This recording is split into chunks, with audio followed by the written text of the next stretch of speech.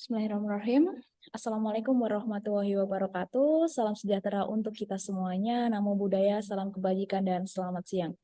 Yang kami hormati CEO of Jala, Mbak Lirisma Duningtyas, founder of FIB atau Forum Informasi Budidaya, dan narasumber kita Dr. Hasanuddin Aco dan Ibu Ines Rahmawati, API Esos MM.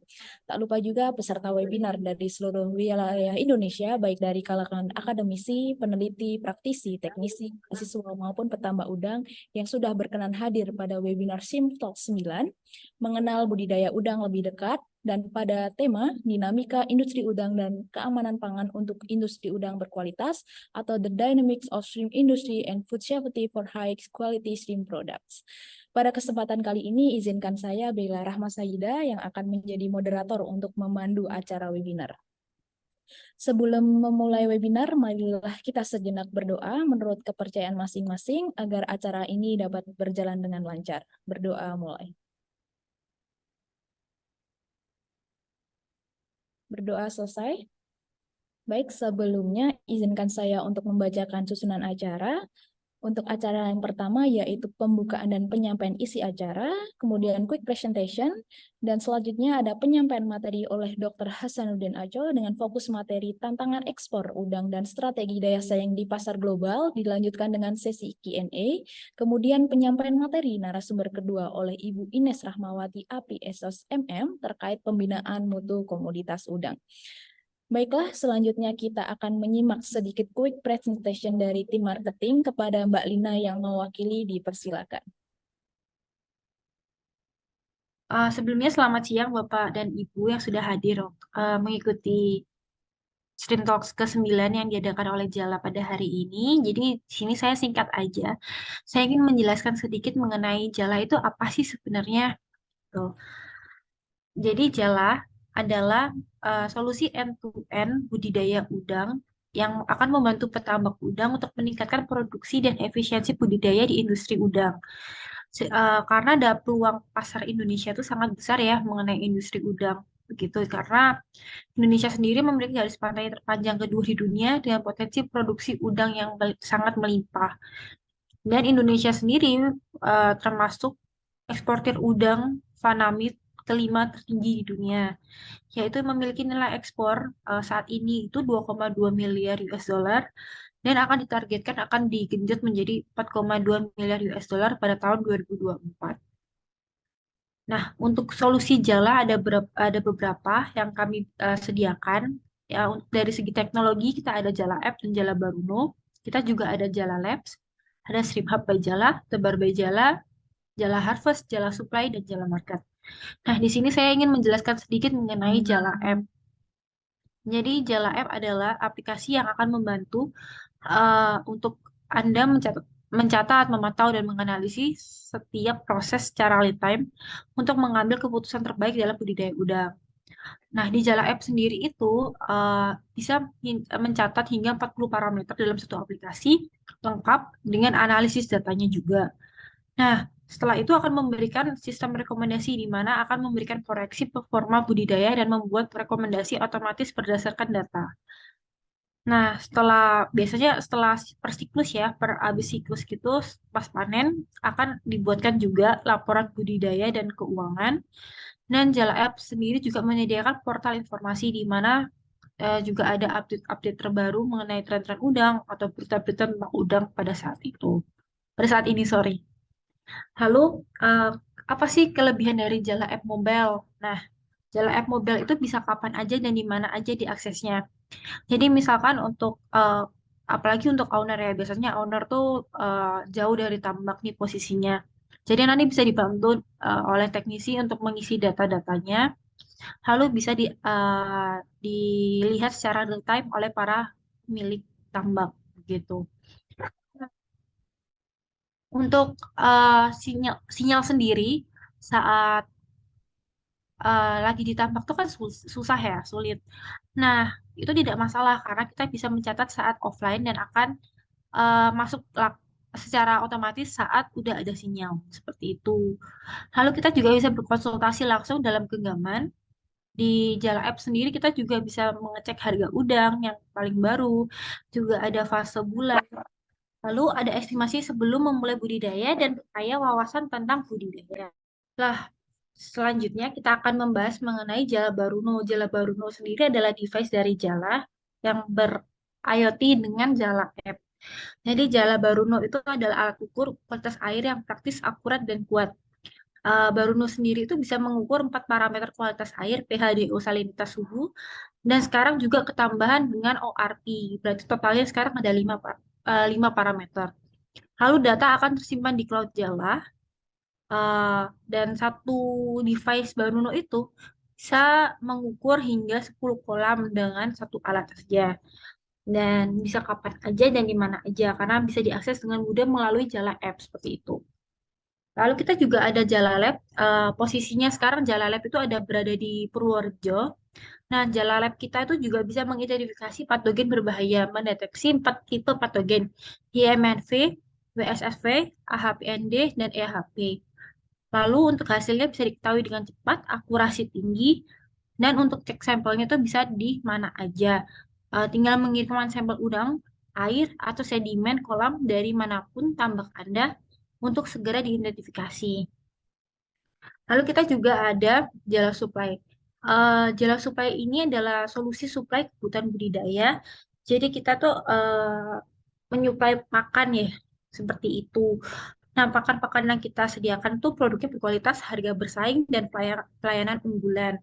Dan pakannya sendiri itu kami suplai dari Cargill, Growbest, Dehus, Thai Union, Evergreen, STP, dan CJ.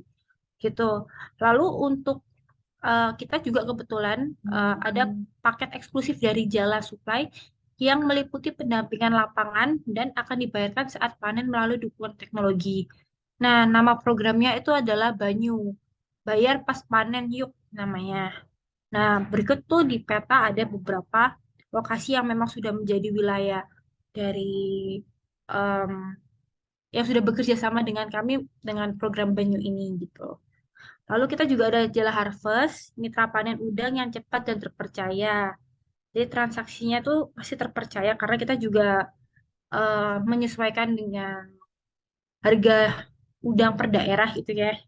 Lalu panennya bisa kapan aja, akses pasarnya juga luas, bisa domestik maupun ekspor. SOP panennya juga transparan. Seperti itu. Terima kasih. Nah, untuk pertanyaan nanti bisa menghubungi nomor di bawah tersebut ada 0813 2551 4194. Nanti akan aku cantumkan di kolom komentar. Oke, terima kasih. Mungkin bisa dilanjut sama Bella.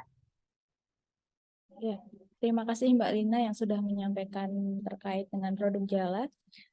Selanjutnya kita akan masuk ke sesi diskusi bahwa webinar kali ini merupakan webinar ke-6 di tahun 2023 yang diadakan oleh Jala dan pada kesempatan kali ini didukung oleh Forum Informasi Budidaya atau FIB.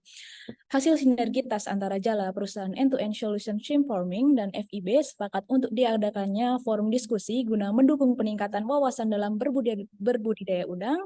Maka dengan dasar inilah pada Jumat 25 Agustus 2023 telah disepakati untuk mengadakan forum diskusi dengan format seminar online atau webinar dengan tema Shrimp Talk mengenal budidaya udang lebih dekat. Sebelumnya izinkan saya untuk membacakan teknis dan tata tertib webinar. Selama webinar berlangsung, peserta diharapkan untuk tetap mengikuti seluruh rangkaian acara webinar. Narasumber akan diberikan waktu masing-masing selama kurang lebih 20 menit untuk memaparkan materi. Nantinya akan ada sesi Q&A atau diskusi selama kurang lebih 15 menit untuk 3 orang penanya. Dengan cara raise hand terlebih dahulu, nantinya kami akan mempersilahkan kepada peserta untuk bertanya secara langsung atau boleh dengan menulis di kolom chat selama narasumber memaparkan materi. Kemudian dilanjutkan sesi pemaparan narasumber kedua, dilanjutkan dengan sesi Q&A. Panitia nantinya menyiapkan saldo GoPay untuk 2 peserta yang beruntung untuk pertanyaan terbaik.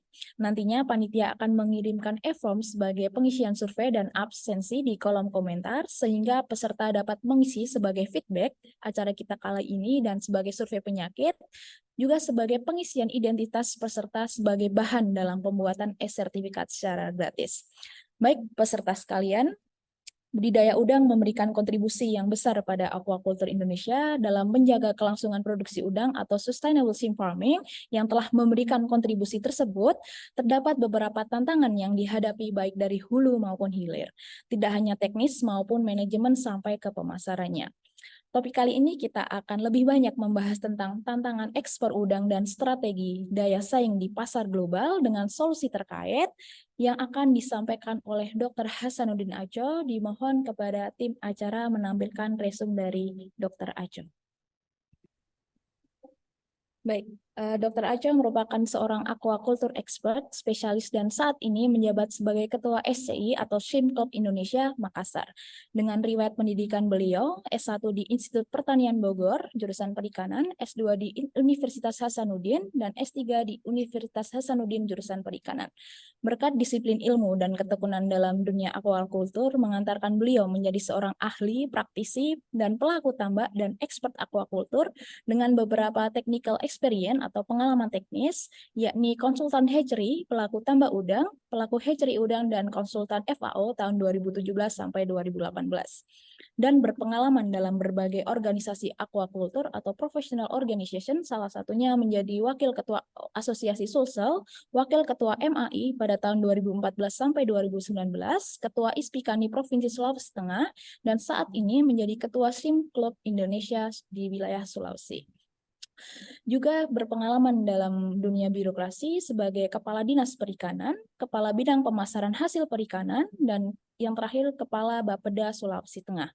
Berikut merupakan profil singkat dari Dr. Aco. Selanjutnya kita akan masuk ke sesi penyampaian materi dengan gambaran terkait dinamika industri pasar udang, terkait tantangan ekspor udang dan strategi daya saing di pasar global, dan dibahas juga bagaimana strategi untuk meningkatkan daya saing. Untuk itu, marilah kita simak secara lebih mendalam yang akan disampaikan oleh Dr. Aco. Kepada Dr. Aco, kami silakan untuk memaparkan materi selama 20 menit ke depan. Baik, moderator. Assalamualaikum warahmatullahi wabarakatuh. Waalaikumsalam warahmatullahi wabarakatuh. Oke, yang saya hormati CEO Jala, kemudian Ibu Ines sebagai narasumber, moderator, dan seluruh peserta yang sempat join pada acara sore hari ini. Yang pertama saya kira ini hal yang menarik untuk kita bahas lebih dalam karena saat ini dunia khususnya Indonesia sedang mengalami persoalan terkait dengan harga udang yang turun, kemudian HPP, harga pokok penjualan yang cenderung naik. Ini sangat berdampak terhadap motivasi bagi usaha perundangan. Tentunya coba kita dalami apa sih yang menjadi kendala terkait dengan ekspor udang kita, dan yang kedua, bagaimana strategi kita agar daya saing udang Indonesia di pasar global ini bisa kita dorong lebih kuat lagi. Saya coba share screen ya terkait dengan materi kita. Sudah kelihatan ya? Sudah terlihat. Baik, jadi judul diskusi kita pada hari ini adalah tentang ekspor udang dan strategi daya saing di pasar global ya. Tentunya ini perlu kita coba lihat lebih jauh terkait dengan siapa saja sih menjadi produsen utama udang dunia ya. Nah, kalau kita lihat di sini dari slide ini ada 5 negara yang menjadi produsen utama dunia. Yang pertama Ekuador ya, itu 1,1 juta ton, kemudian Cina 900.000 ton, Vietnam 700.000 ton, India 600.000 ton. Tadinya India peringkat ketiga, tapi saat ini digeser oleh Vietnam. Dan terakhir Indonesia cukup kuat bertahan di angka 400 sampai 500.000 ton. Yang menjadi pertanyaan pertama bagi kita lihat garis pantai Ekuador hanya 2.237 km dibanding dengan Indonesia hampir 100.000. Nah, perbandingan produksi hampir 2 kali lipat ya. Jadi ini adalah sebuah tantangan bagi kita di sektor budidaya. Kenapa bisa mereka seperti itu? Ya. Kemudian kita lihat Vietnam 3.444, 700.000 ton. Kemudian India 7.200 ton. Nah, kalau kita coba dalami tentang sistem budidaya mereka, kalau Ekuador dan Vietnam ini dia konsisten mengembangkan dengan multi step ya. Ada nursery, ada growth 1 sampai growth 2 ya. Ini membuat mereka lebih konsisten, kemudian cenderung naik produksinya.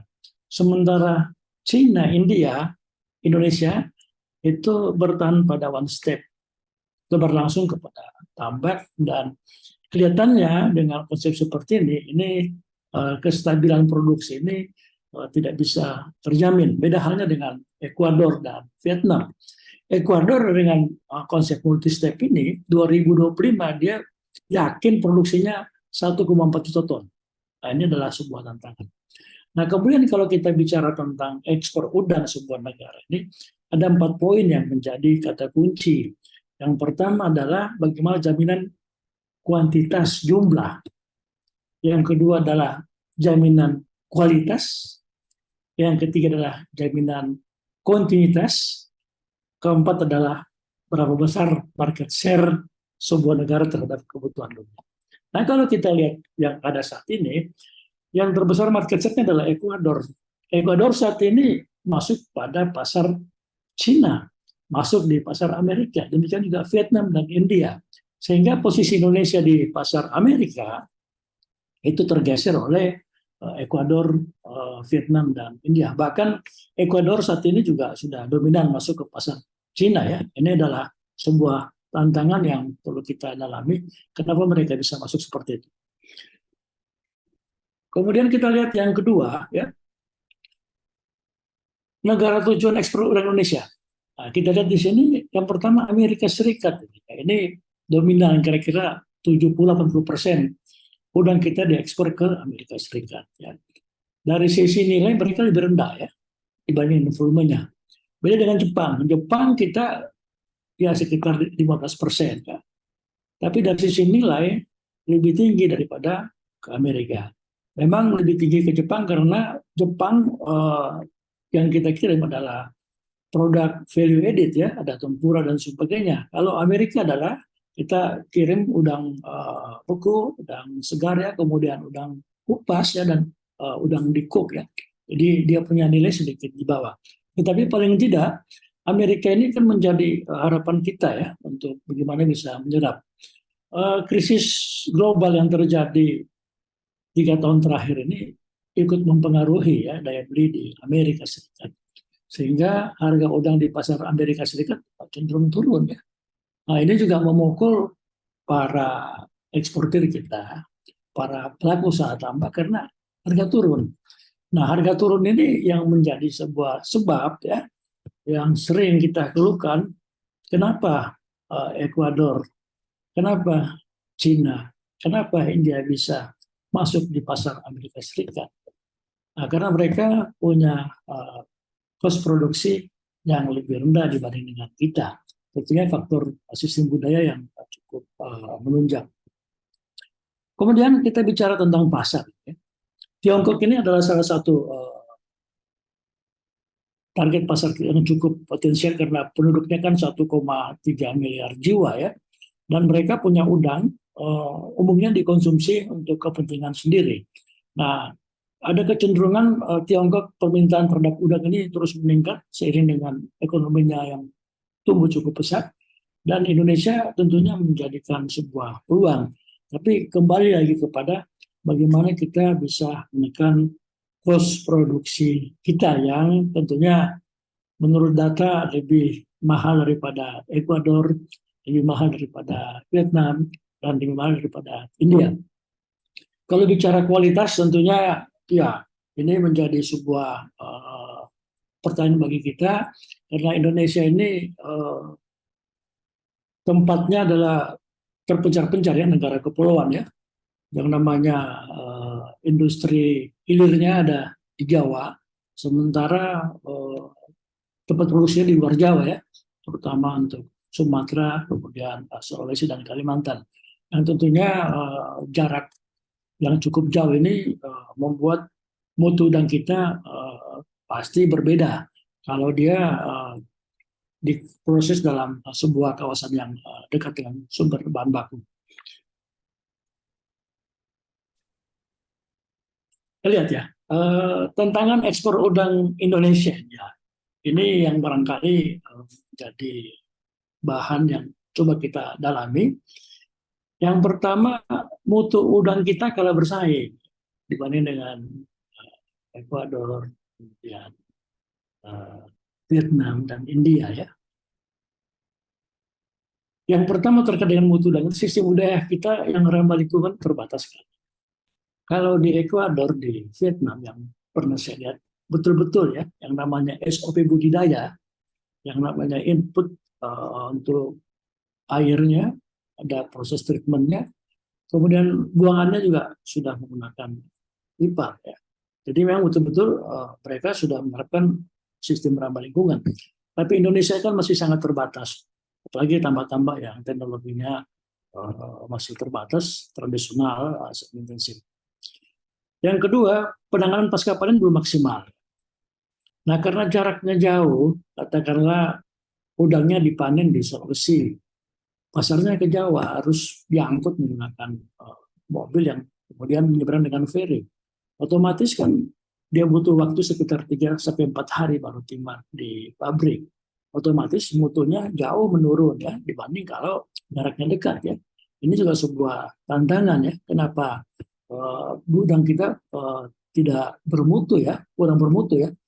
Meskipun pada saat dipanen cukup bermutu ya, tapi proses tiba di pabriknya yang cukup lama. Yang ketiga, rantai pasok dan distribusi yang panjang.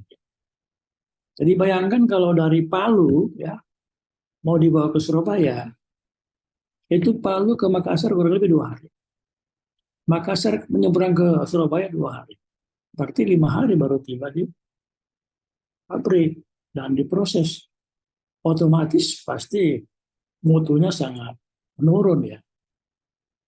Ini bukan karena udangnya tidak berkualitas, tapi lebih disebabkan oleh jarak yang cukup jauh. Yang kedua adalah HPP kita tinggi ya. Sebagai contoh, dibanding dengan Ekuador kita lebih mahal 0,7 US per kilogram. Ya ini tentunya kenapa dia lebih mahal? Karena satu ya sistem budaya kita yang masih sistem. Yang kemudian yang kedua input produksi benurnya kemudian pabrik pakan itu berada di Pulau Jawa umumnya. Kemudian kita jualnya juga ke sana. Yang kedua lebih mahal ya 0,5 dolar dibanding dengan India.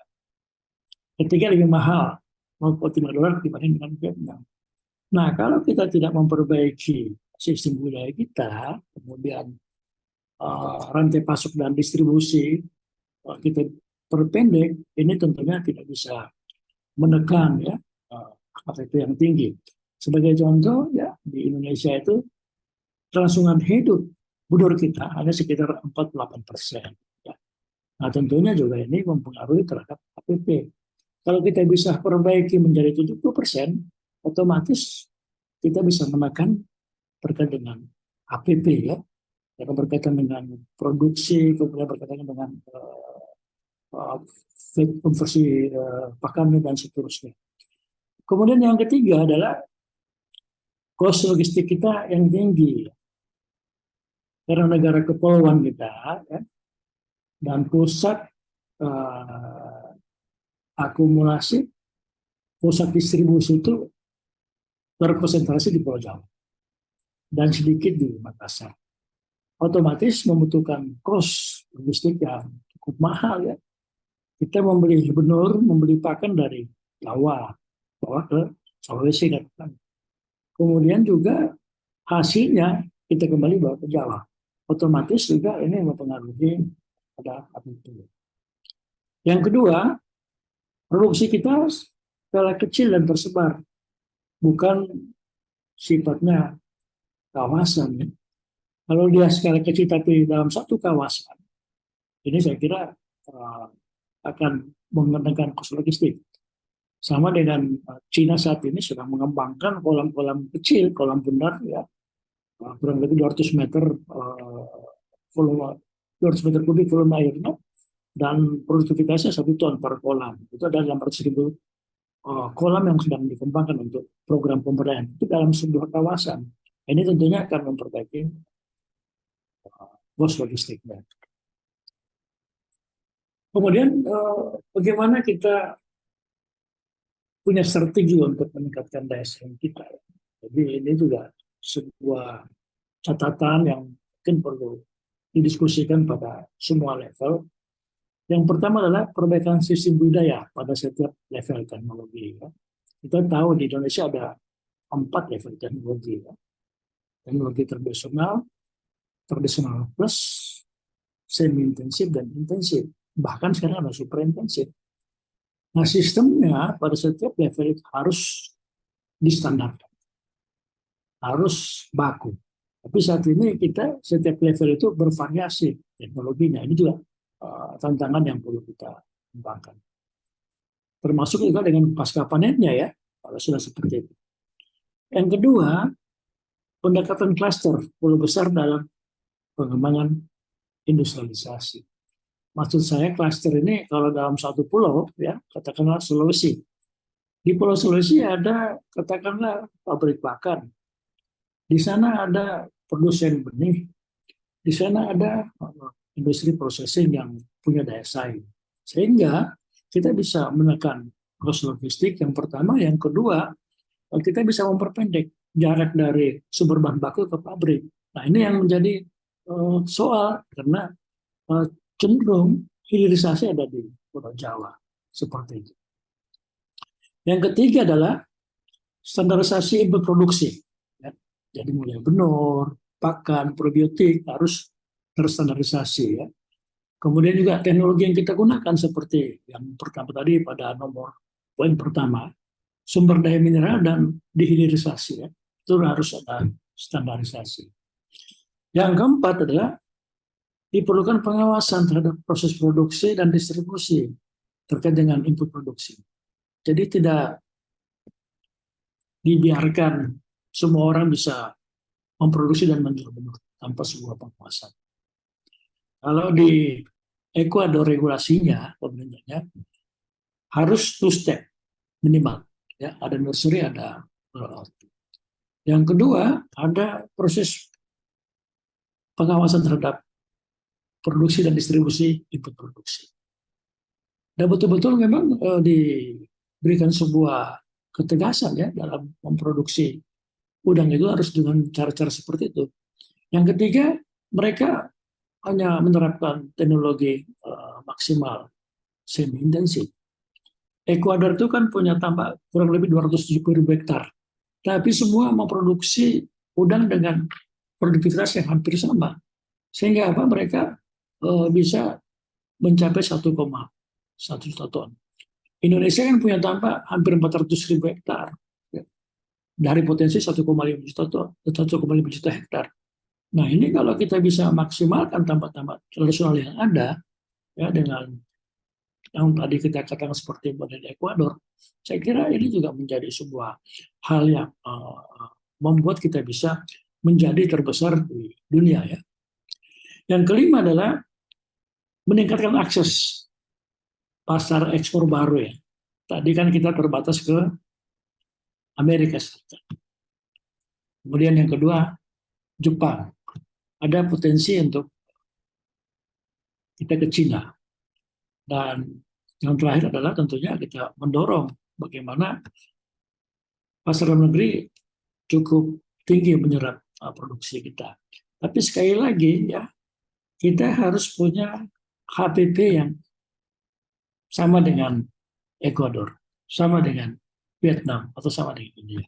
Ini juga menjadi tantangan bagi kita. Kalau kita tidak bisa menekan HPP kita, saya kira kita susah bersaing di pasar global untuk ekspor udang kita. Karena orang cenderung saat ini mencari efisiensi untuk itu. Dan saya kira kita bisa lakukan itu dari praktek kami sebagai pelaku usaha dengan menerapkan multi-step ya, baik di Kalimantan, di Sulawesi Selatan, dan di Palu. Sepertinya memberikan sebuah harapan bahwa ini bisa menekan cost produksi.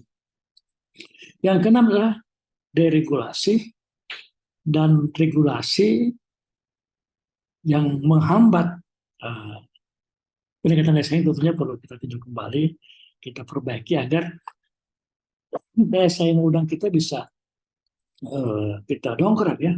Karena banyak regulasi-regulasi yang ada yang dinilai oleh sebagian orang memberatkan ya. sebagai contoh terakhir adalah regulasi baru yang harus ditahan 30% itu, ini juga menjadi apa namanya ya, hambatan buat orang untuk bisa mendorong investasi, kemudian melakukan sebuah upaya-upaya untuk meningkatkan kinerjanya. Ya. Jadi ada 6 poin ini yang sifatnya mungkin secara umum ya, banyak masukan kepada pemerintah tentunya, agar daya saing ini bisa kita tingkatkan. Nanti mungkin pembicara kedua bisa banyak menjelaskan tentang ini, karena menyangkut regulasi saya paham bahwa menurut narasumber yang kedua banyak paham tentang hal tersebut. Terakhir ya, karena waktu cuma 20 menit ya, saya akan bahwa persaingan dalam budaya udang dan hilirisasi bukan antar kita, tetapi antar negara. Jadi kita harus tingkatkan kekompakan kita. Kita harus tingkatkan market share kita. Ya. Saat ini market share kita terhadap pasar ekspor hanya 4%, 4,5%. Nah, kita tidak bisa mempengaruhi, ya, tidak bisa mendikte pasar. Beda dengan Ekuador. Ya. Ekuador nantinya bisa mendikte pasar, ya. Yang tentunya kita harus ikut dengan apa yang menjadi kebijakan mereka. Dibanding dengan kita yang punya garis pantai hampir 100.000 km, mereka hanya 2.000 lebih, tapi dia bisa dikte pasar. Ini adalah sebuah ironi ya, bahwa negara dengan sumber daya alam yang luar biasa, tapi tidak bisa menjadi pemenang dalam pertandingan ekspor udang ke ikan dunia. Yang kedua, bahwa diperlukan elaborasi antara stakeholder ya, terkait dengan pengembangan inovasi teknologi. Sebagai contoh, yang namanya teknologi multi-step di Indonesia ini kan masih sangat terbatas yang melakukan. Berbeda dengan Vietnam yang begitu cepat mengadopsi apa yang dikerjakan oleh Ekuador. Dan saat ini kalau kita lihat Vietnam, yang sumber airnya dari Sungai Mekong itu yang kondisinya tidak begitu bagus, sama dengan Pantura, tapi dengan teknologi water treatment, kemudian dia menggunakan teknologi multi-step, kemudian dia kembangkan hilirisasinya juga di situ, ya. Akhirnya mutu mereka cukup bagus. Ini juga menjadi catatan sebenarnya, ya. Kenapa kita tidak mencoba untuk mendiskusikan itu, kemudian membuat sebuah role model ya berbasis cluster. Kemudian regulasi, ya kita ingin ada sebuah regulasi yang katakanlah secara ketat ya, mengatakan bahwa ada perbaikan pada setiap level teknologi, ada standarnya. Mungkin mesti ada sebuah regulasi yang terkait dengan multi-step tadi. Kenapa? Dua negara ini ya, yang menjadi pemain utama dunia, melakukan wilayah dengan model multi-step. Ada nursery, kemudian ada grow 1, ada grow 2, dan terakhir dipanen di grow 2. Dan ini saya kira adalah salah satu upaya untuk meningkatkan produksi daripada udang kita, kemudian mutu udang kita, dan kontinuitas. Karena dengan multi-step ini lebih dijamin konsistensi produksinya. Dan terakhir, bahwa isu utama kita adalah bagaimana membangun elaborasi. Nah, sebelum saya akhiri, ya, saya memberikan komen juga kepada Jala. Saya kira Jala salah satu startup ya yang sudah membantu ya dalam rangka peningkatan kinerja perundangan Indonesia. Dan saya sendiri adalah menjadi salah satu mitra Jala, terutama di harvest ya, panen ya. Jadi ada jaminan pasar ya terhadap harga, kemudian pembayaran juga dibayar setelah barang diangkut, dan ini tentunya sangat membantu bagi petambak-petambak kita dalam rangka mengakselerasi usaha tambaknya. Jadi saat ini tidak lagi kita sulit ya untuk mendapatkan uang fresh dari hasil jual udang kita. Kalau sebelumnya kan kita menunggu sampai 1 bulan baru dibayar. Tapi saat ini ya kalau dia punya pembeli adalah mitranya Jala, maka setelah udang ditimbang ya nota kira-kira setengah bulan uang sudah masuk. Ini sangat membantu. Kita secara pribadi baru sampai kepada mitra di harvest-nya ya. Jadi terima kasih Jala sudah banyak membantu kami. Karena kami sendiri juga terkait dengan harus menyelesaikan utang kami di pakan dan lain sebagainya. Saya kira secara singkat itu yang dapat saya sampaikan sebagai pengantar diskusi. Semoga ini bisa memicu ya bagi teman-teman pembudidaya bahwa bisnis udang ini masih prospek. Tetap semangat kita. Ya, saya sendiri sudah 33 tahun melakukan ini dan yakin bahwa kalau kita memperbaiki ya, semua sistem budidaya, ya, kemudian memperbaiki mutu dan hilirisasinya juga diperbaiki, termasuk regulasinya juga menunjang, saya kira ini menjadi sebuah bisnis yang cukup menarik dan menguntungkan bagi kita sekalian. Demikian yang dapat saya sampaikan. Terima kasih. Wabillahi taufiq wal hidayah. Wassalamualaikum warahmatullahi wabarakatuh. Waalaikumsalam warahmatullahi wabarakatuh. Terima kasih Pak Aco sudah menyampaikan terkait dengan dinamika di industri udang. Mungkin karena belum ada pertanyaan Pak dari saya terkait ini kan dibahasnya tadi ada hal menarik yaitu multi step. Menurut Bapak, apakah di Indonesia ini bisa meniru untuk Vietnam dan Ekuador untuk prinsip multi step dan harus seperti apa? Ya. Yang Terkait dengan apakah bisa meniru, saya sendiri sudah menerapkan sejak 2017 ya di Sulawesi Selatan. Kemudian kita di Kalimantan Selatan juga sudah menerapkan itu selama 4 tahun. Terakhir di Sulawesi Tengah ya. Jadi dengan multi step ini satu ya, kita bisa memperbaiki atau meningkatkan mutu benur kita ya. Sebelum kita misalkan di grow out, nah di nursery ini ada perlakuan satu lingkungannya lebih terkontrol, lebih maksimal ya, mulai H2O, mulai oksigen, kemudian pH dan seterusnya ya, itu kita maksimalkan. Yang kedua nutrisinya ya, kita perbaiki ya, bukan lagi menggunakan pakan-pakan yang umum digunakan sebagai pakan di komersial yang terutama, tapi pakan khusus buat nursery. Itu yang terjadi di Ekuador dan di Vietnam. Mereka di nursery-nya betul-betul ya, perbaikan kualitas pakan ya, kualitas lingkungan sangat maksimal.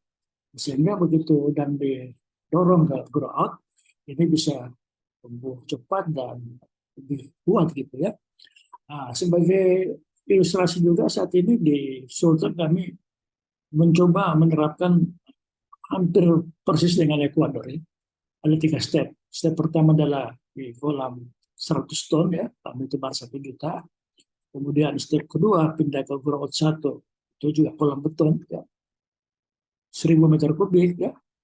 Dan terakhir di grow out 2 itu luasan 2 hektar ya, dalam 2 meter. Dan ini bisa menghemat pakan dan udangnya bisa mencapai size 20-an ya. Jadi saya kira adalah hal yang perlu kita diskusikan lebih jauh ya.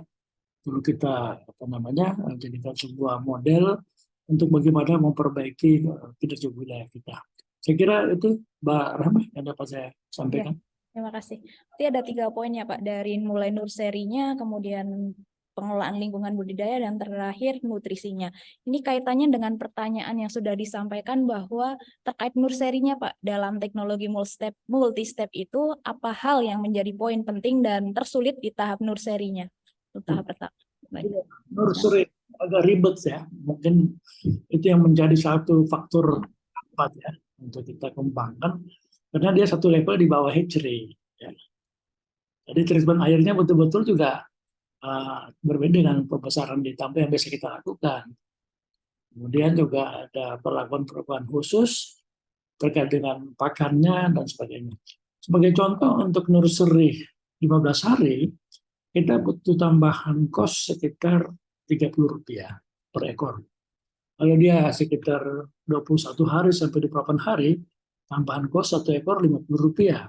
Ini mungkin juga faktor yang mempengaruhi orang untuk tidak tertarik masuk ke sana. Tapi dampaknya di pembesaran, di grow out ini kelihatan gitu ya. Ada konsistensi keberhasilan ya. Ada dengan keberhasilan ya. kenapa kita harus menahan investasi di awal yang pada akhirnya bisa memberikan sebuah keuntungan bagi kita. Ini juga sebuah hal yang perlu kita diskusikan, renungkan, dan kita perlu coba ya, bahwa tidak apa-apa mahal di depan ya, tapi memberikan manfaat buat pada akhirnya. Tapi kalau kita melihat dari kalkulasi ekonomi, sebenarnya sama saja ya. Karena kalau one step itu tebar langsung, ya, itu kan areanya luas. Katakanlah tebaran 200 ekor per meter bujur sangkar. 1 hektar kan, dan feeding itu kan membutuhkan pakan yang cukup banyak. Nah, kenapa kita harus masuk ke area yang cukup besar, bukan di tempat yang kecil? Nah, sehingga pakan mahal pun juga ya, akan masih masuk dalam kalkulasi. Jadi saya kira memang harus didalami, didiskusikan ya tentang multi step ini ya, di dalam lagi, dan dicobakan ya, agar kita juga tidak tertinggal dengan negara lain seperti Vietnam ya, dan India kabarnya juga akan mengikuti cara Ekuador ya, dan Vietnam. Kalau China, saya tangkap terakhir mereka one step, tapi ada perbaikan di probiotik yang sangat kuat ya, sehingga mereka meminimalkan ganti air. Tapi tentunya ini ada sebuah konsekuensi yang harus kita persiapkan. Demikian Mbak Rahma. Baik, terima kasih untuk Nur Seri. Selanjutnya ada pertanyaan dari Bapak Insinyur Mas Duki. Mohon bertanya Pak Dokter, kalau dari data negara penghasil udang nomor 1 Ekuador dan nomor 2 Cina, nah teknologi apa yang digunakan Ekuador hingga bisa mengalahkan produksi udang di Cina? Padahal dari luas tambak sendiri, Ekuador lebih kecil dari negara Cina. Ya. Yang pertama, Ekuador tuh sejak lama menerapkan namanya multi-step teknologi. Jadi mereka minimal 2 step. Ada nursery, ada grow out. Grow out dibagi lagi grow out 1 atau grow out 2. Dan yang kedua, mereka maksimal ya, teknologi semi intensif 25 ekor per meter square. Tetapi produktivitas itu merata. Hampir semua tambak-tambak yang ada di Ekuador. Beda dengan kita. Kita ini kan ada sekitar 350.000 hektar ya. 10%-nya ya intensif dan semi intensif. Selebihnya adalah tambak tradisional. Ditambah semi intensif dan intensif juga banyak masalah. Salah satu terkait dengan penyakit. Karena kita umumnya adalah menerapkan one step. Nah, kalau ditambah semi dan intensif kita menerapkan two step, saya kira hasilnya akan lebih nyata, lebih menjanjikan ya dibanding dengan one step. Karena one step kalau terjadi kesalahan di benur, itu juga kita tidak bisa langsung flush, kerugian cukup besar. Tapi kalau lewat nursery, risikonya masih terbatas kalau ada kesalahan di benur ya. Nah, memang saat ini juga susah, kita cek di laboratorium benurnya negatif, begitu masuk ke tambak positif ya. Itu sangat berbahaya, kita langsung tebar ke tambak yang cukup luas. Berapa biaya persiapan tambak yang katakanlah 5.000 meter ya, dibanding dengan menggunakan nursery. Kira-kira begitu Pak yang dapat saya sampaikan. Baik, terima kasih.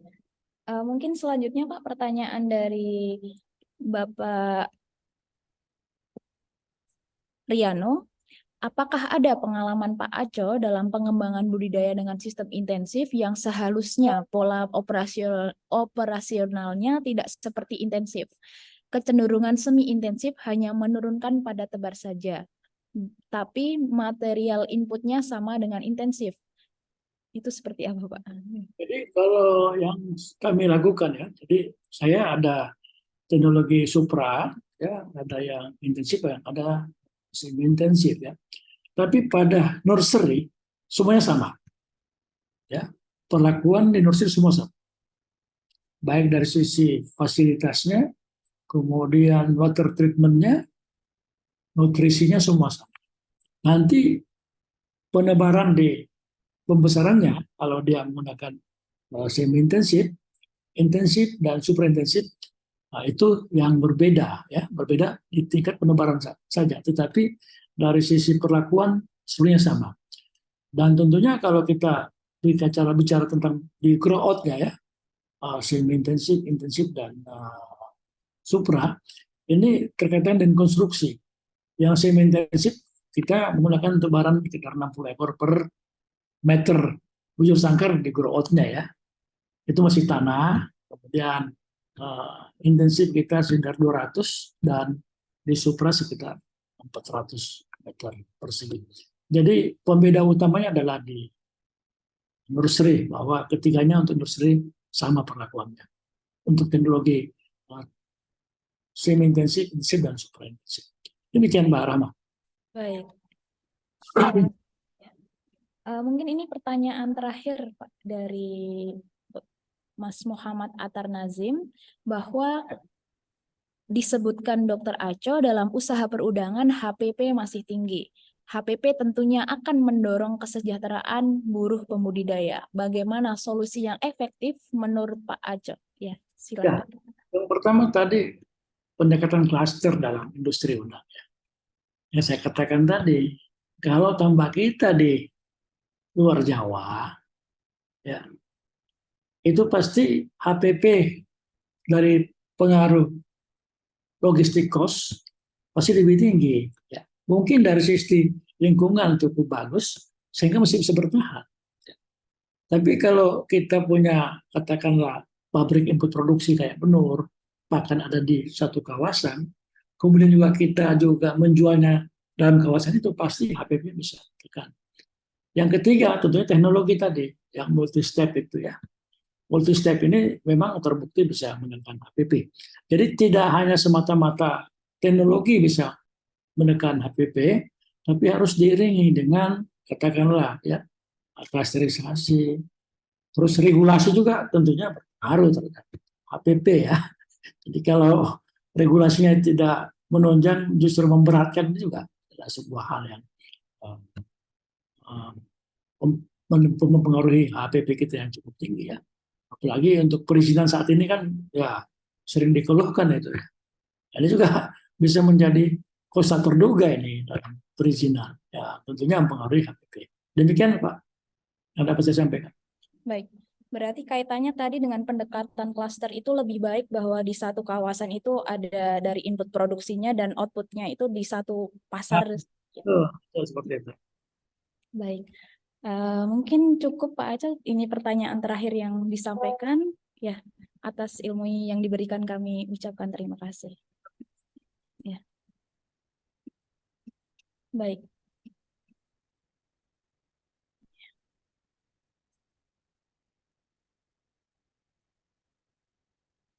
Baiklah, selanjutnya kita akan masuk ke sesi diskusi narasumber yang kedua. Tadi disampaikan sudah dari Dr. Aco mengenai pembahasan terkait dengan tantangan ekspor udang dan strategi daya saing di pasar global, bahkan sampai dengan pembahasan untuk multi-step dan penurunan biaya dan HPP dan lain-lain. Oleh karena itu dibutuhkan kolaborasi dan elaborasi, baik itu pengembangan inovasi, teknologi, dan regulasi yang sangat dibutuhkan, dan ini menjadi tugas kita bersama. Selanjutnya kita akan beralih ke Ibu Ines. Dimohon panitia untuk menampilkan resume dari Ibu Ines.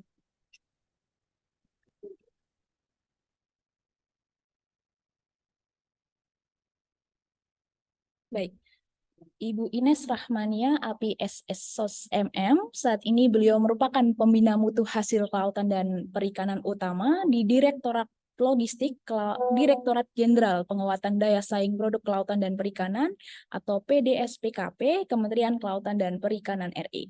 Beliau menempuh pendidikan D3 di Akademi Usaha Perikanan, Sekolah Tinggi Perikanan Jakarta pada tahun 1992 dan Administrasi Negara, dan yang terakhir S2 di Universitas Isa Unggul. Beberapa perjalanan karir beliau memang berfokus pada mutu produk dan pemasaran hasil perikanan, diantaranya menjadi Kasih Industri Perikanan, Direktur Akses Pasar dan Promosi, Direktur Logistik, Direktorat Jenderal Penguatan Daya Saing Produk Kelautan dan Perikanan, Direktur Pengolahan dan Bina Mutu, Direktur Logistik, dan saat ini menjadi Pembina Mutu Hasil Kelautan dan Perikanan ahli utama. Berikut merupakan profiling singkat dari Ibu Ines. Selanjutnya kita akan masuk ke sesi penyampaian materi. Baiklah, kali ini kita akan berdiskusi mengenai pembinaan mutu komoditas udang. Bahwa masih terdapat kaitan erat dengan yang disampaikan oleh Dr. Aco bahwa dalam industri udang adalah proses hilirisasi yang berkaitan satu sama lain. Oleh karena itu, perlu adanya pengetahuan terkait mutu udang yang berkualitas sebagai salah satu produk unggulan perikanan di Indonesia, seperti bagaimana pasar serta permasalahan terkait mutu bahan baku, serta bagaimana sistem jaminan mutu keamanan khususnya udang dari hulu ke hilir. Oleh karena itu, kita akan simak lebih lanjut paparan materi yang akan disampaikan oleh Ibu Ines. Kepada Ibu Ines API SSOS MM, kami silakan untuk memaparkan materi selama 20 menit ke depan. Terima Silakan. kasih. Assalamualaikum warahmatullahi wabarakatuh. Waalaikumsalam. Mudah-mudahan suara saya terdengar jelas. Sudah jelas. Ya, Mbak Bella, soalnya suara saya serak-serak basah, baru recovery dari bapil, batuk, dan pilek, dan panas ya. Sekarang sedang musim didukung oleh cuaca yang kurang baik. Jadi terima kasih sudah mengundang saya untuk mendapatkan kesempatan menyampaikan materi untuk hari ini. Tapi saya mohon bisa memang dibantu oleh panitia untuk menampilkan paparan. Terima kasih. Saya yakin di antara Bapak dan Ibu sekalian justru pengalaman di lapangannya terkait dengan bagaimana membudidayakan udang dan lain-lain, memilih udang yang berkualitas pasti jauh lebih expert ya, lebih canggih ya. Tapi ada beberapa hal yang ingin kami share kepada Bapak dan Ibu. Boleh lanjut saja terkait dengan pembinaan mutu komoditas udang yang memang salah satunya adalah menjadi tugas kami, tugas dari Kementerian Kelautan dan Perikanan, dan saya sebagai pembina mutu ahli utama beserta semua pembina mutu di seluruh Indonesia. Kebetulan yang join boleh lanjut slide-nya. Jadi kebetulan yang hari ini join bersama-sama kita adalah teman-teman kita yang juga para pembina mutu di beberapa daerah yang bergabung bersama. Agak lambat ya memang. Baik, Mbak Lina bisa digeser. Ya, jadi ini tadi Pak Acok sudah bicara langsung bagaimana potensi-potensi yang bisa digali, tetapi ini juga data yang ada di KKP bahwa potensi lestari perikanan tangkap ada 12 juta ton, kemudian potensi budidaya air tawarnya ada 2,83 juta ton dan pemanfaatannya baru 10%. Kalau potensi lestari tadi pemanfaatannya juga 50%-an. Kemudian untuk air payau 2,96 juta ton baru 21%. Untuk budidaya laut 12,12 juta ton itu kan dimanfaatkannya budidaya laut ya, baru 2,7%.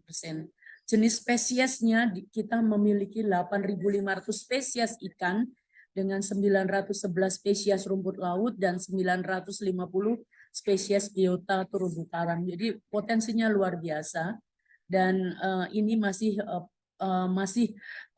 menjadi peluang bagi kita masyarakat Indonesia. Boleh lanjut? Bapak Ibu, saya akan cepat karena saya punya waktu berapa tadi 10-15 menit ya. Jadi kalau kita lihat tadi Pak Acok sudah Pak Dr. Acok sudah menyampaikan kepada Bapak dan Ibu terkait dengan bagaimana udang Indonesia ada di setelah beberapa negara lainnya. Dan ini untuk ekspor impornya atau neraca neraca produk perikanan dunia, Indonesia memang menjadi negara kesekian di antara beberapa negara yang lainnya. Seperti tadi sudah disampaikan, di atasnya ada Ekuador dan lain sebagainya ya Bapak dan Ibu. Tetapi kalau kita lihat ini data yang tersebut, kita melihat bahwa trennya saja. Mari kita lihat tren sebentar. Tren untuk ekspor itu sekitar 6,49 dari tahun 2018 sampai 2022 ya.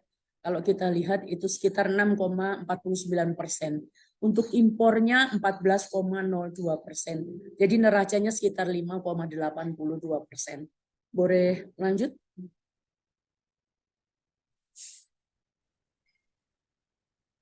Nah, untuk pasar produk perikanan dunia dan pangsa Indonesia menurut komoditas produk utamanya dari tahun 2018 hingga 2022, kita lihat Bapak Ibu, di antara komoditas penting yang ada seperti tuna, tongkol cakalang, cumi, sotong, gurita, dan seterusnya, itu udang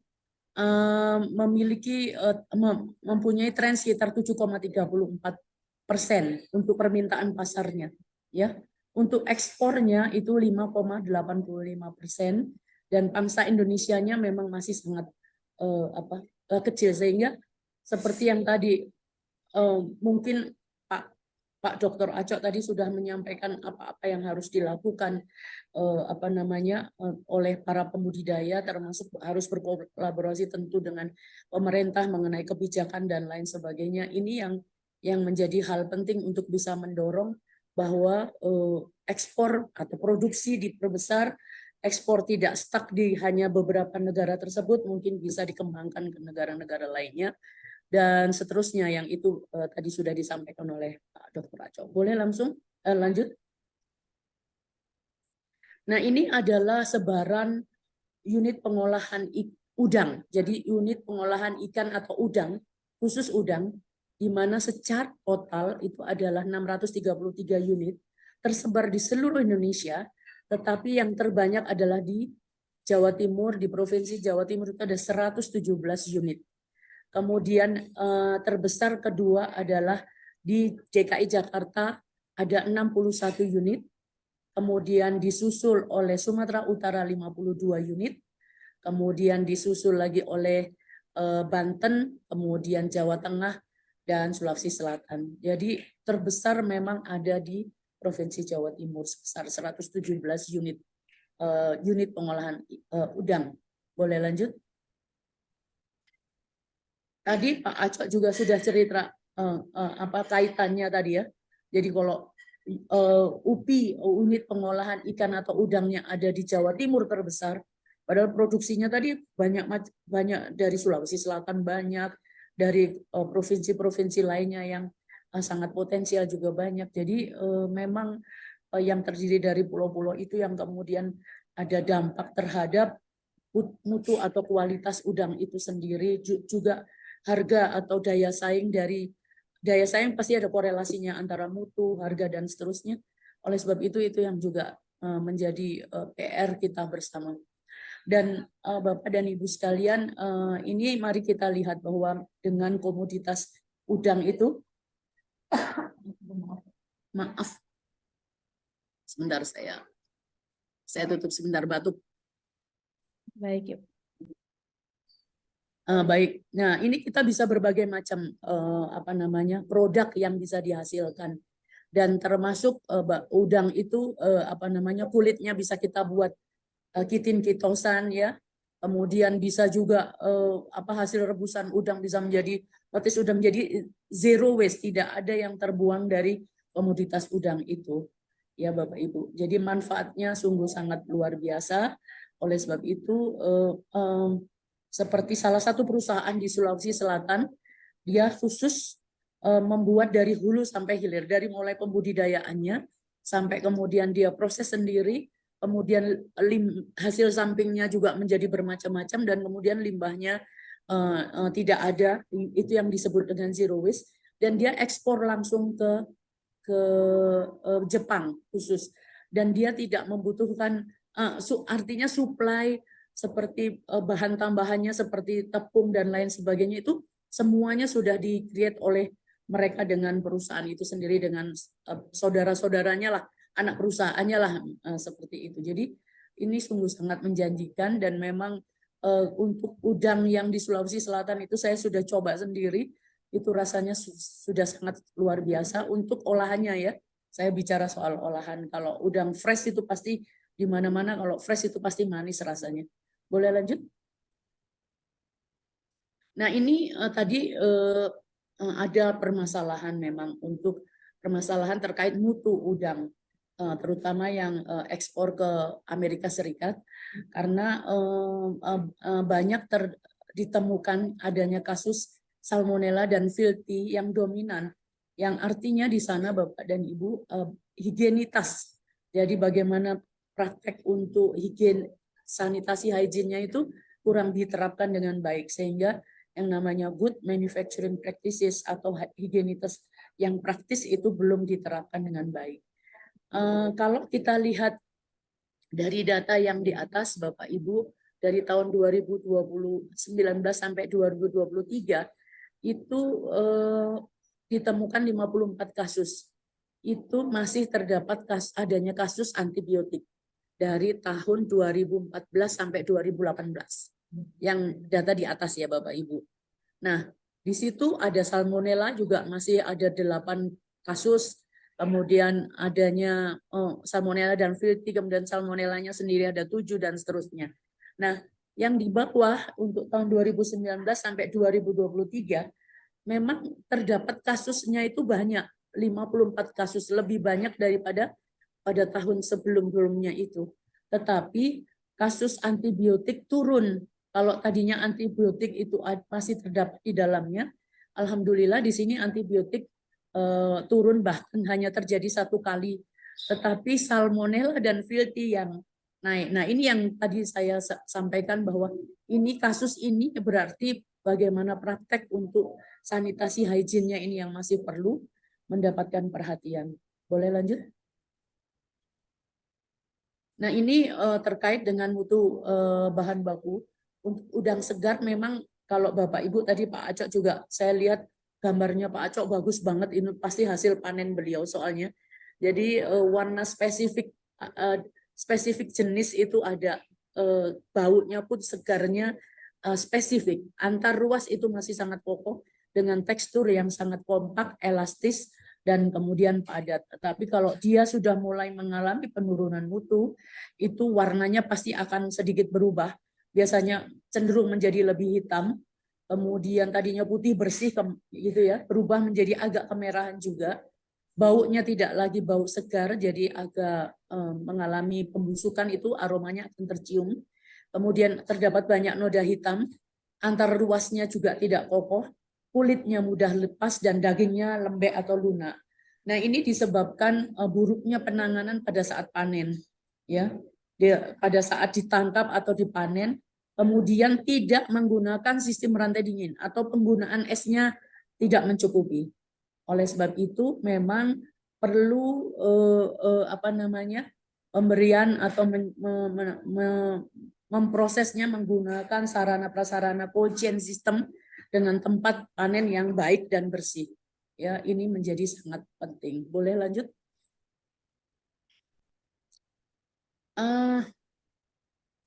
Nah, sudah, boleh next step. Nah, tadi Pak Acok juga menyampaikan terkait dengan perlunya regulasi. Memang saat ini yang sedang masih terus kita kejar adalah terkait dengan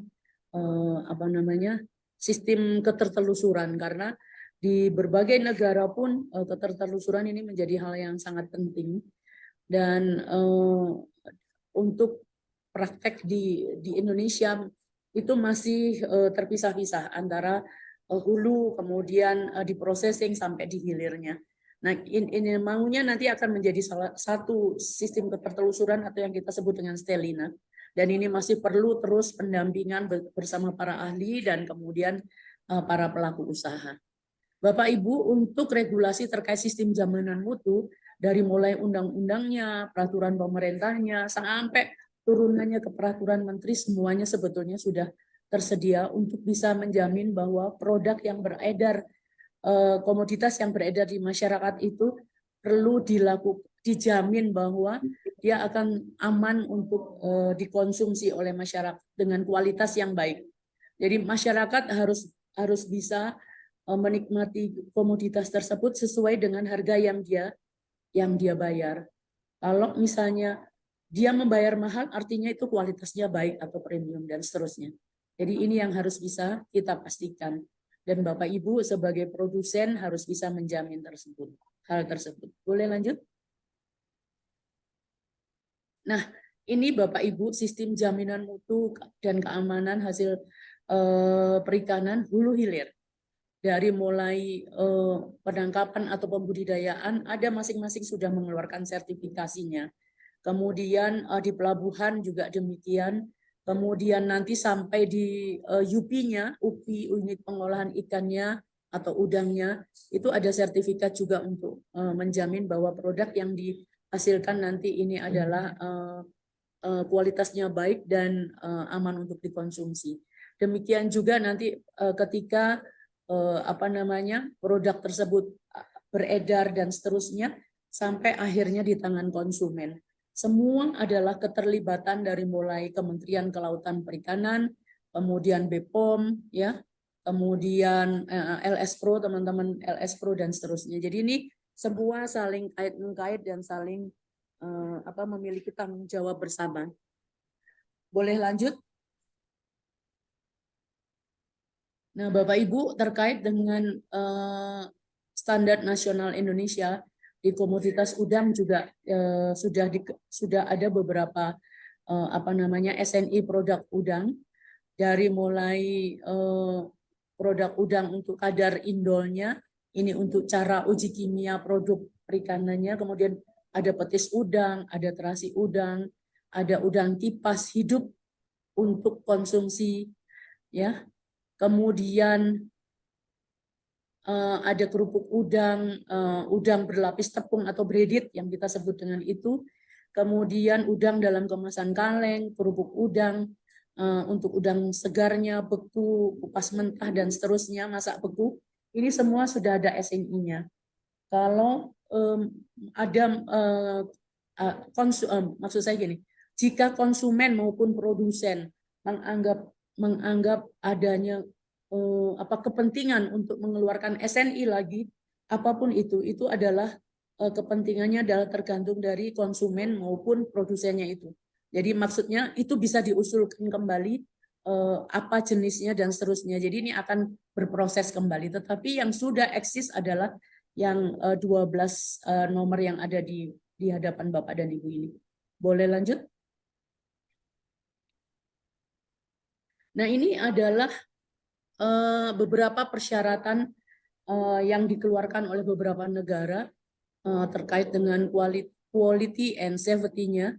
Jadi dari mulai Amerika, Jepang, Uni Eropa, Rusia, China, Amerika Selatan dan termasuk asal negara-negara lainnya, ada Australia dan seterusnya.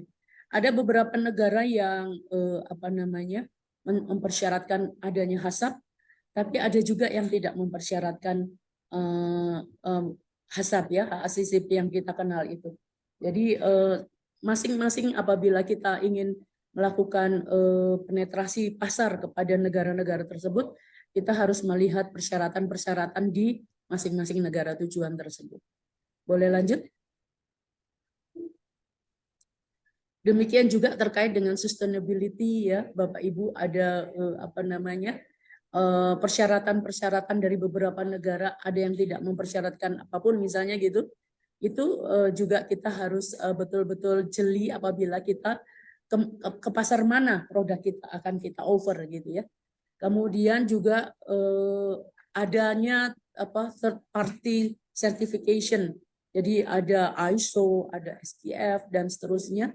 Itu ada yang mempersyaratkan, ada yang tidak, sehingga kita betul-betul pintar-pintar memilih dan memilah, karena memang sebaik-baiknya adalah bisa produk Indonesia, misalnya udang Indonesia bisa memenuhi segala persyaratan, tetapi persyaratan ini adalah persyaratan yang memang mahal sekali, sehingga kalau misalnya seorang produsen tadi ke negara tertentu, lebih baik dia memang concern dengan persyaratan di negara tujuan itu. Tidak perlu misalnya mengurus semua sertifikasi, tapi kemudian yang digunakan hanya A atau B atau C.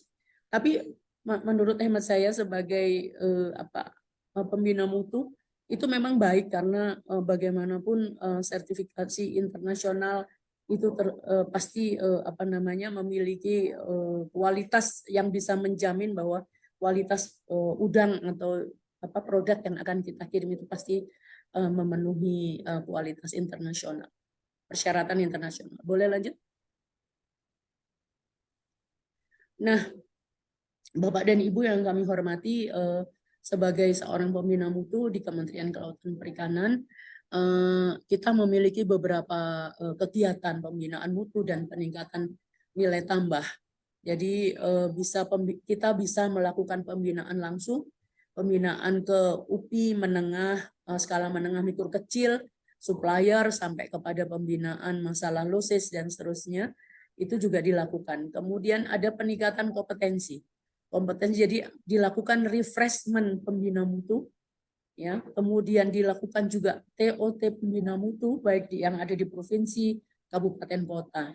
Kemudian ada optimalisasi pelayanan untuk administrasi GMP certified atau SKP secara online bekerjasama dengan Pusdatin di Kementerian Kelautan Perikanan. Di samping itu kita juga ada gerai GMP. Sekarang SKP juga kita kenalkan dengan nama Good Manufacturing Practices, atau kita lakukan juga sosialisasi regulasinya, kemudian pembekalannya, GMP SOP-nya itu seperti apa, kemudian panduan mutu, ya, ada SKP online-nya, ada perizinan berusaha secara gencar ke kabupaten kota via Zoom dan hybrid meeting, dan kemudian pendampingan UPI secara langsung oleh tim pusat maupun tim daerah.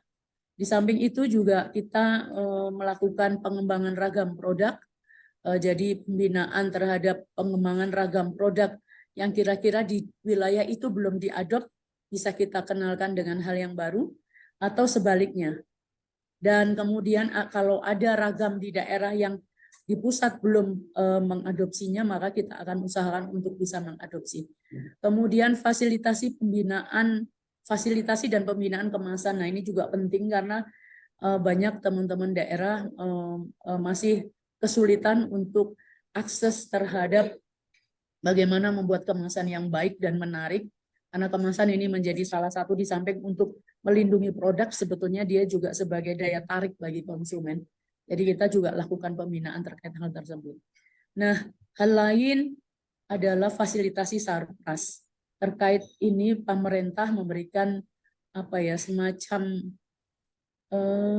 fasilitasi kepada, tapi tidak perorangan, jadi kepada kelompok atau koperasi yang memang sudah lama bergerak di bidangnya, di bidang olahan atau di bidang pasca panen, yang kemudian dia perlu mendapatkan support atau dukungan. Dan ini akan bergulir Bapak dan Ibu, dan tidak bisa secara perorangan. Kemudian ada juga program bedah UPI, unit pengolahan ikan atau unit pengolahan udang bisa juga, dalam bentuk DAK yang sudah berjalan beberapa tahun belakangan ini. Hal lain adalah terkait sosialisasi mutu. Kami juga melakukan publikasi masif melalui seluruh channel atau informasi sosial media. Bapak Ibu bisa melalui www.kkp.go.id. Di sana nanti bisa langsung ada beberapa channel-channel yang bisa Bapak Ibu inginkan untuk mendapatkan informasi berbagai hal, termasuk sosialisasi mutu dan nilai tambahnya. Kemudian kita juga memproduce buku-buku panduan, buku bagaimana good manufacturing practices, SSOP, SNI, buku-buku manual SKP lainnya. Dan kemudian hal lain adalah proses simplifikasi regulasi penyederhanaan daripada good manufacturing practices ini dengan checklist berdasarkan tingkat risiko produknya. Jadi kalau ada risiko yang tinggi, ada risiko yang rendah, ini akan berbeda. Termasuk pengembangan terkait dengan standar seperti yang tadi, kita akan melihat kalau memang standarnya tadi berubah dan memang kita harus menyesuaikan, maka akan dilakukan justifikasi terkait dengan hal tersebut. Karena bagaimanapun aturan dibuat itu adalah untuk dipenuhi, dipatuhi. Tetapi kalau memang sudah out of date, maka kita, ini karena dia bukan Al-Quran ya, kalau Alkitab atau Al-Quran tidak bisa diubah. Tetapi kalau standar yang ada, kita harus sangat dinamis untuk mengikuti perkembangan yang ada. Mungkin itu beberapa hal yang bisa saya sampaikan. lebih banyak mungkin diskusi. Terima kasih. Assalamualaikum warahmatullahi wabarakatuh. Waalaikumsalam warahmatullahi wabarakatuh. Terima kasih Bu Ines atas penyampaian materi yang diberikan. Di sini sudah ada pertanyaan Bu dari Bapak Insinyur Mas Duki. Mohon izin untuk Pak Mas Duki dari Dinas KPP Kabupaten Cirebon, izin bertanya Bu, dari tabel negara produksi udang ternyata Indonesia ada di urutan ke-7. Namun pada tabel Pak Aco, Indonesia ada di urutan posisi ke-5. Nah, kira-kira kenapa bisa berbeda di negara kita? Dan pertanyaan yang kedua, negara mana yang menjadi pesaing atau kompetitor terkuat bagi negara kita dalam ekspor udang? Kemudian yang terakhir, mutu udang yang bagaimana yang disukai negara importir itu seperti apa? Mohon izin. Kalau Ya. mungkin kalau yang tadi karena saya kalau Pak Acok tadi Mungkin kaitannya dengan produksi ya Bu, kalau ya, kalau Pak Acok tadi produksi ya Mbak ya? Oh iya, nah, negara Sorry kok hilang ya? Iya. Sebentar Pak. Oh ya, balik ke Zoom. Oke, jadi kalau misalnya ini data yang kami peroleh sebentar. Aduh, saya harus masuk dulu. Sebentar Mbak ya. Nah, yang tadi tuh terkait dengan pertanyaan yang nomor berapa ya tadi? Indonesia berada di urutan ke-5 itu terkait dengan produksinya. Ya. Ya. And one step. Yang ini, oh iya, itu kan terkait dengan produksi saja. Sementara kalau ini data, mohon maaf kalau data yang kami ambil ini adalah trade map yang kami akses di 4 Juli kemarin. Nah, saya nggak tahu kalau Pak Acok di tanggal berapa. Kami mengaksesnya yang 4 Juli, jadi sudah sebulan yang lalu. Kalau ini kan sekarang Agustus ya.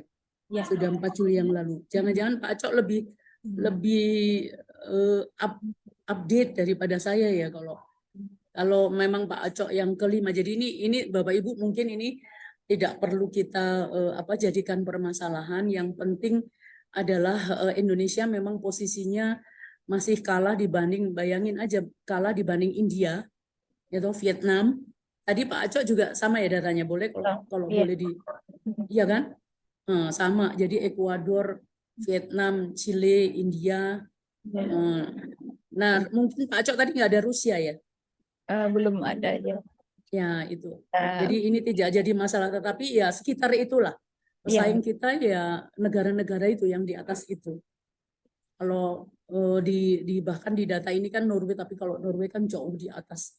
Jadi kita nggak usah bicara sama Norway lah. Nah, negara-negara yang saingannya secara produksinya hampir berdekatan saja. Kalau soal tadi pertanyaan yang itu menurut jawaban saya ya Pak, Mbak. Terus kemudian yang tadi Pak siapa namanya untuk berkualitas apa? Terkait dengan negara mana Bu yang menjadi pesaing atau kompetitor terkuat bagi negara kita dalam ekspor udang? Ya, salah satunya memang India. Kalau India itu India, kemudian tadi yang Pak Acok juga sampaikan kan Vietnam dengan kualitas air, tapi dia mampu merubah kualitas airnya. Yang Mekong, Sungai Mekong itu kan bukan cuma udang, bayangin aja. Patin pun airnya dari situ dan dia dipelihara di situ juga. Tetapi bagaimana kualitas air bisa dia ubah sedemikian rupa. Nah, sementara tadi sebetulnya ini ada korelasinya dengan tadi sudah disampaikan oleh Pak Acok. Di kita negara kepulauan terpisah-pisah di mana-mana gitu. Sementara kalau Bapak Ibu kan negara Vietnam sebenarnya negaranya relatif lebih kecil ya di situ doang gitu. Jadi sebetulnya plus minus dia tidak membutuhkan biaya yang tinggi untuk mendistribusikan misalnya atau mentransportasi dari satu titik ke titik yang lain. Jadi banyak hal memang yang perlu kita cermati untuk lihat lagi dan seterusnya. Kemudian ada pertanyaan lagi apa tadi terkait dengan mutu udang yang bagaimana yang disukai negara-negara importer. Kalau secara umum tadi kan secara umum kita Bapak Ibu saya tadi sudah sampaikan kalau yang fresh banget yang tadi secara spesifik aroma, ruasnya kokoh, kemudian dia tetap elastis, kompak dan seterusnya itu yang memang manis begitu dipanen kemudian rasanya terasa manis ya itulah dengan tekstur yang bagus dan orang kalau saking freshnya biasanya kan orang willing untuk makan mentah ya atau sebagai sashimi seperti itu. Tetapi kan kalau di kita karena dengan proses pemanenan yang kurang memenuhi kaidah-kaidah sehingga kemudian perlu proses pemasakan ketika harus mengkonsumsinya. Seperti itu sih. Baik. Ibu kaitannya tadi mungkin ini diskusi sebentar dengan produk udang itu kan memang khas dari suatu produk perikanan kan memiliki daya simpan yang sangat gampang mudah rusak. Nah ini akan mempengaruhi juga nanti kualitasnya. Ini menurut seperti apa Bu kalau di Indonesia ini? Tadi kaitannya dengan kita negara kepulauan. Iya, jadi tadi saya sudah menyampaikan pemerintah melalui berbagai macam program sudah kita upayakan untuk bisa membantu masyarakat bisa mempertahankan kualitasnya ketika dia panen, kualitasnya tetap dalam keadaan baik dan seterusnya itu ya. Nah itu kami harapkan melalui program-program itu bisa membantu mereka untuk mendapatkan udang-udang yang berkualitas baik begitu. Tetapi kan tadi ternyata masih banyak kendala dana atau anggaran pemerintah ini masih sangat terbatas. Tidak mungkin dengan anggaran yang sedikit kita bisa membagikannya ke banyak daerah, kemudian dengan banyak kelompok-kelompok yang memang sebetulnya masih butuh pembinaan. Oleh sebab itu pembinaan yang menggunakan daring maupun luring yang masih sangat terbatas itu yang kita upayakan. Tetapi bantuan sarana prasarana sebetulnya itu hanya sebagai trigger saja kepada teman-teman daerah. Kalau misalnya yang sudah memiliki kemampuan seharusnya tidak lagi berharap untuk bisa menerima bantuan dari pemerintah seperti sarana prasarana yang tujuannya adalah supaya komoditas yang dipanen itu masih bisa dipertahankan kan harus dengan sistem rantai dingin. Betul tidak? Jadi kalau misalnya habis pemanenan menggunakan wadah yang sesuai dengan standar, menggunakan es dengan komposisi yang benar, itu kan yang bisa mempertahankan mutu udang. Kemudian tidak menggunakan zat-zat yang memang tidak diperbolehkan di dalam proses pemanenannya maupun pada saat membudidayakannya dan seterusnya. Itu yang menjadi hal-hal penting yang perlu kita berikan terus-menerus edukasinya kepada masyarakat. Itu yang selalu dilakukan oleh pemerintah dalam hal ini. Ya, dalam hal ini melalui PDS-PKP ya, Bu. Kaitannya Bu, di pembinaan tersebut ini ada kaitan dengan pertanyaan dari Bang Jack. Untuk pengurusan dari perizinan atau sertifikasi ini apakah bagaimana atau seperti apa? Untuk yang untuk ini ya, good manufacturing practices ya. GMP. Jadi sekarang kalau misalnya teman-teman di daerah itu punya pembina mutu atau apa itu namanya?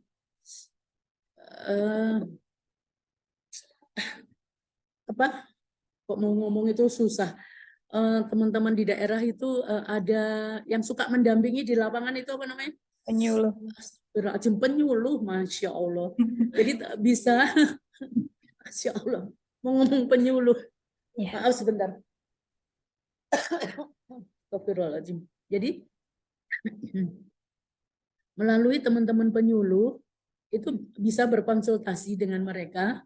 Kemudian nanti teman-teman penyuluh bisa mengkomunikasikannya dengan kami. Atau untuk masalah tersebut itu bisa juga langsung berdiskusi dengan teman-teman yang ada di BTSP. Tapi yang jelas dengan penyuluh daerah atau teman-teman pembina mutu daerah yang Bapak Ibu bisa temui di masing-masing wilayah Bapak Ibu, disitulah Bapak Ibu bisa berkonsultasi. Kemudian bagaimana caranya untuk mengajukan SKP tersebut, Good Manufacturing Practices, GMP, SKP atau GMP ya, Good Manufacturing Practices. Jadi itu yang Bapak Ibu bisa lakukan. Jadi dengan para penyuluh di daerah maupun para pembina mutu yang ada di daerah, Bapak dan Ibu sekalian. Baik, ya. Jadi pasti di daerah pasti ada ya, Bapak lagi di daerah. Ya, ya. Kalau nanti mau mendekat ke dinas, teman-teman kalau nggak ada, tanya sama teman-teman dinas, nanti akan dikasih tahu. Pasti ada di wilayah itu pembina mutu maupun para penyuluh yang membantu untuk bagaimana Bapak Ibu bisa mengurus SKP dan seterusnya. Baik. SKP. Baik. Terima kasih Ibu Ines. Mungkin ini diskusi terakhir Bu, pertanyaan juga karena Boleh.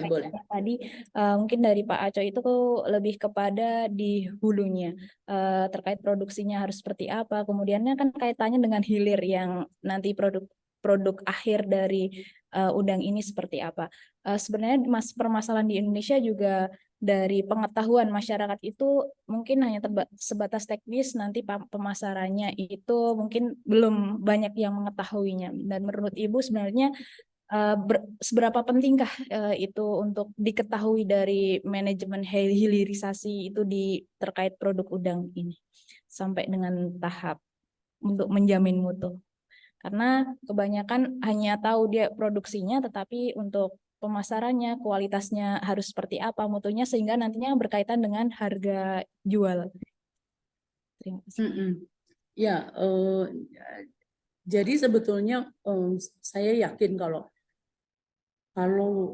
soal mutu, teman-teman yang memproduksi udang itu pasti udah tahu lah. Saya harus memproduksi sekian banyak dengan mutu yang seperti apa. Kalau misalnya mutunya nanti seperti ini, pasarnya pasti akan harga pasti akan turun. Ada korelasinya ke sana. Nah, kalau udang ini kan harusnya nggak mungkin Bapak Ibu di lapangan memproduksi besar-besaran terus nggak tahu pasarnya harus dijual kemana. Sekarang kan program Pak Menteri itu kan membuat misalnya kayak kampung udang seperti di Kebumen misalnya seperti itu dibangun itu dengan harapan kan hulu hilir terjadi di sana. Jadi dari mulai hulunya dibangun, di set up sedemikian rupa, kemudian produksinya diperbesar dengan target-target tertentu, kemudian pasarnya juga sudah dipersiapkan. Artinya pasarnya dipersiapkan kalau misalnya di wilayah itu tidak ada yang memproduksi, pasti akan dilingkan ke yang lain. Nah, sekarang itu teman-teman pemasaran pun juga sudah mempunyai link-link dengan misalnya Fishlock misalnya seperti itu, atau dengan ini sekarang pemasaran secara online dengan berbagai macam brand atau nama itu sudah bisa melakukan itu. Jadi Bapak Ibu yang kalau misalnya dengan segala keterbatasan kan punya anak, ponakan atau kenalan atau rekrut mahasiswa baru yang sudah tidak gaptek lagi soal itu, nah itu bisa membantu Bapak dan Ibu untuk bisa mengetahui kira-kira bisa dititip dipasarkan di mana, kemudian siapa nih, harganya berapa. Sekarang sudah bisa sangat terbuka sekali dengan dukungan teknologi seperti sekarang ini. Jadi kalau menurut hemat saya sih, saya kalau ngobrol-ngobrol itu, canggih-canggih dalam hati saya gini. Oh iya ya, mereka ini udah canggih-canggih. Jadi generasi milenial banyak membantu memang untuk memasarkan, menyambungkan antara produsen dengan konsumennya, seperti apa permintaan yang konsumen, mau yang fresh doang atau mau yang dibekukan atau headless dan seterusnya, itu memang harus betul-betul kita tahu permintaan pasarnya. Tapi teman-teman generasi muda ini memang sangat membantu. Generasi milenial banyak membantu. Kami di Kementerian Kelautan dan Perikanan banyak dibantu juga oleh teman-teman ini untuk bisa memasarkan produk-produk UKM.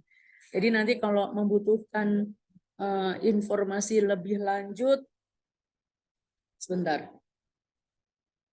Mungkin sebentar ya. Nanti bisa menghubungi sebentar.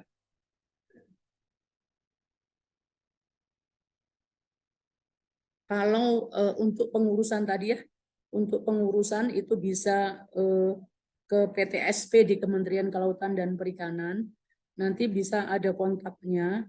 Atau nanti kalau misalnya sampai saat ini belum ada informasinya, bisa menghubungi ke saya saja dengan kontak saya. Nanti saya bantu untuk memberikan informasi lebih lanjutnya, termasuk melalui pemasaran melalui mitra-mitra kita yang saya tadi cerita, generasi-generasi milenial yang ada di KKP yang jadi mitranya, itu bisa membantu mereka untuk memasarkan produknya kemana, seperti apa yang diminta speknya dan seterusnya oleh pasar begitu. Mungkin itu yang bisa saya jawab sementara ini. Dan kalau Bapak Ibu membutuhkan, bisa nanti dibantu nomor kontak saya, nanti saya akan bantu untuk menghubungkan atau menggabungkan dengan yang lain. Terima Baik. kasih. Baik ya. Nanti bisa juga Bu menghubungi Jala, nanti saya juga hubungkan.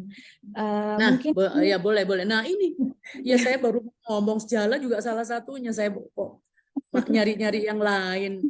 Jadi saya tadi baru membaca, oh ternyata dia ada juga masalah data, masalah market, masalah segala macam ya. Jadi ini one stop shopping juga rupanya ya.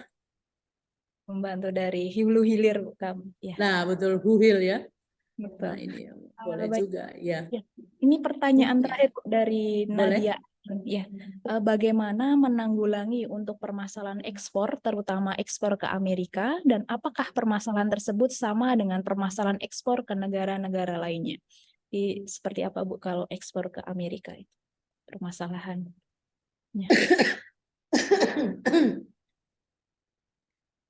Kalau tentu permasalahan antar masing-masing negara berbeda, tetapi karena tujuan ekspor utama Indonesia itu yang terbesar memang untuk Amerika, Bapak Ibu, terus terang saja kita memang menjaga betul begitu supaya ekspor ke Amerika ini barang yang dikirim dari Indonesia ini tidak terjadi penolakan dan seterusnya. Memang belakangan ini Indonesia sedang berusaha untuk mengklarifikasi terkait dengan ekspor udang tangkapan, hasil tangkapan bukan budidaya ya, hasil tangkapan yang diminta bisa memberikan penjelasan terkait dengan beberapa hal untuk ke Amerika tersebut. Jadi memang tidak sama Bapak Ibu permasalahan yang ke Amerika ini dengan ke negara-negara lainnya.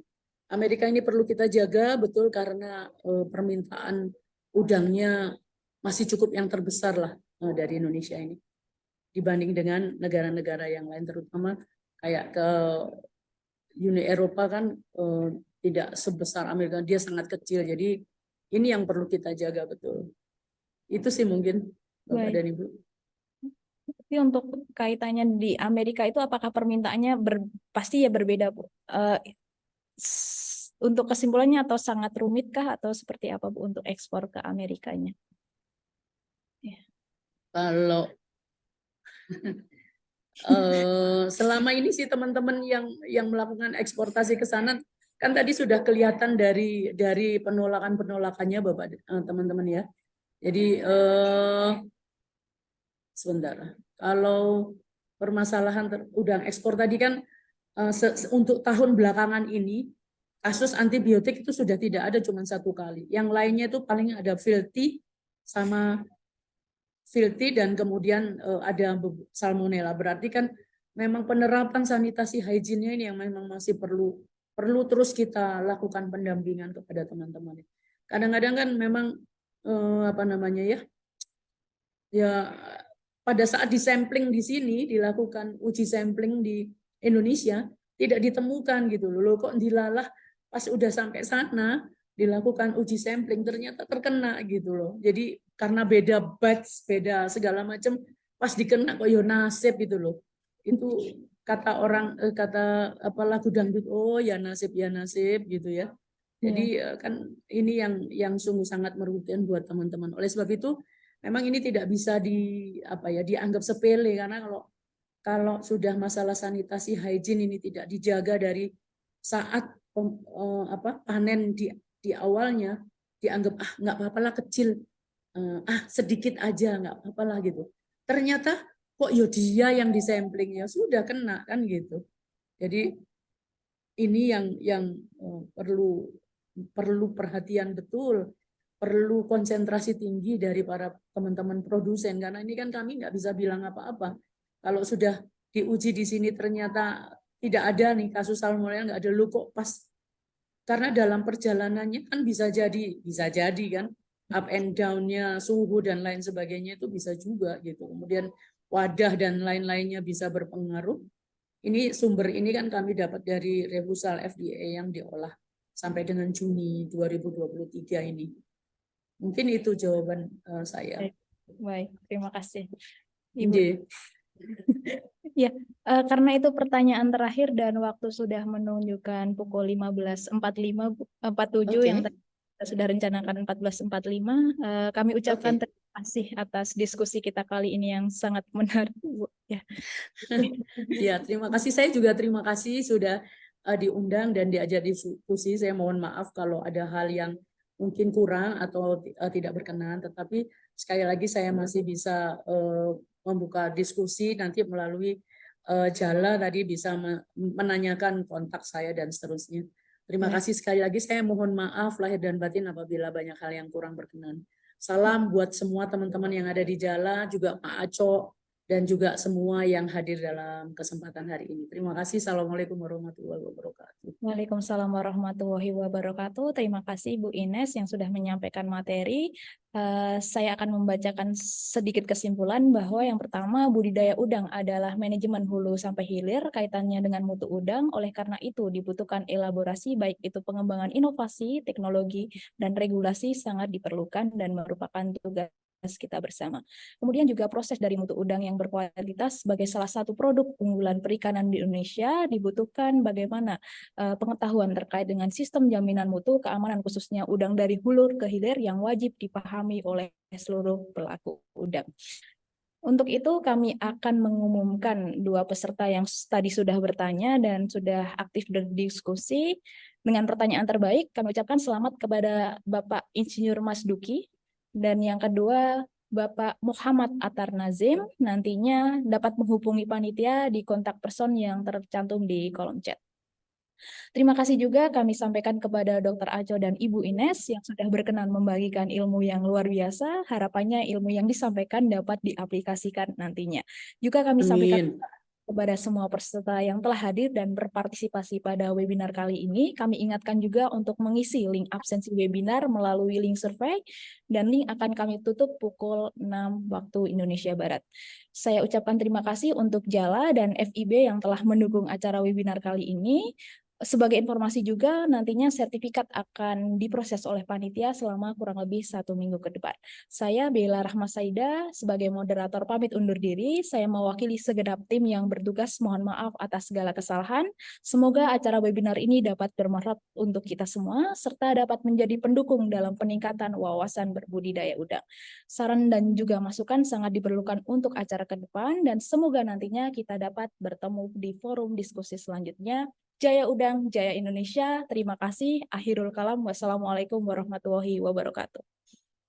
Waalaikumsalam warahmatullahi wabarakatuh. Terima kasih Pak Aco, terima kasih Bu Ines.